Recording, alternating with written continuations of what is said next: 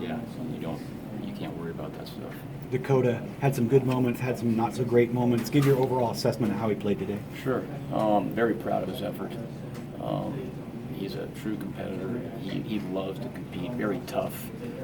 And I thought he, at times, looked great. There's, like everyone across the board, there's always things you can do better.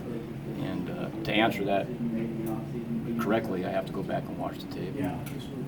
You change things when Royce goes out. I mean, you've got other backs you like, but just kind of a different style there. Does it have to change you? Well, I mean, you don't like when Royce goes out, but we feel really good about the guys behind him. I think those guys all showed they can do really good things. And we knew that coming into the game.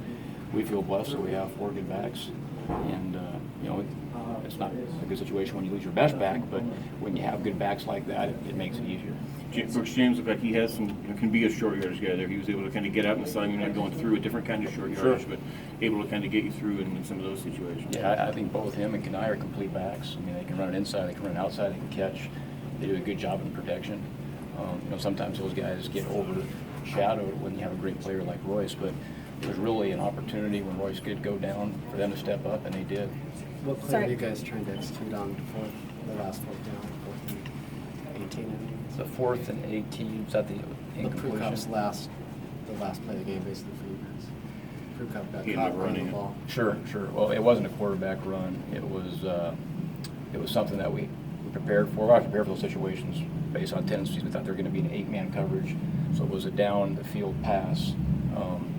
That I have to go back and look at the film to see if was it really open or wasn't open or how we protected it. But it was a pass designed to get a first down, and it obviously didn't. Sorry I stepped in late if you've already answered this, but how would you evaluate Dakota's performance today? I'm very proud of him. I'm very proud of the way he competed. I think every game he's played in, he showed toughness, great competitive spirit, and I think he's an inspiration. He inspires me. He inspires our football team.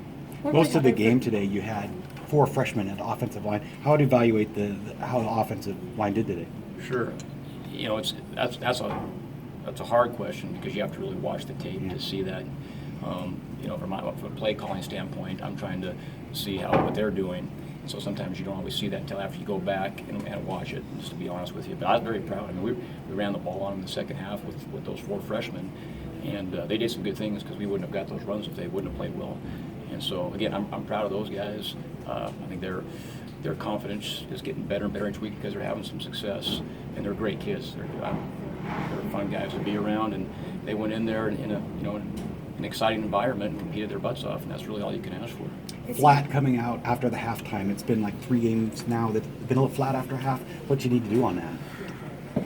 Well, obviously, we don't want to be flat. We want to call plays at work, and we went 3 and out. The first half, the second half, right? We came out, we went 3 and out, and yeah, it was a combination of giving Nebraska credit. They did a good job, and we could have executed a little bit better.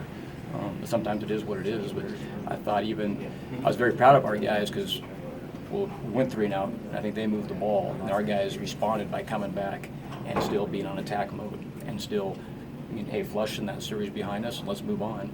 And at the end, we still had a chance. And that's, as a coach, that's all you can ask for. This is general, but overall, your evaluation of the offense coming out of today's game? Very proud of the way they played.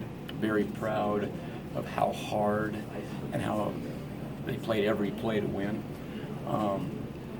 There's the penalties, things that beat ourselves. There were times that, as coaches, that we can do a better job, and players. When you lose a football game, it's everybody.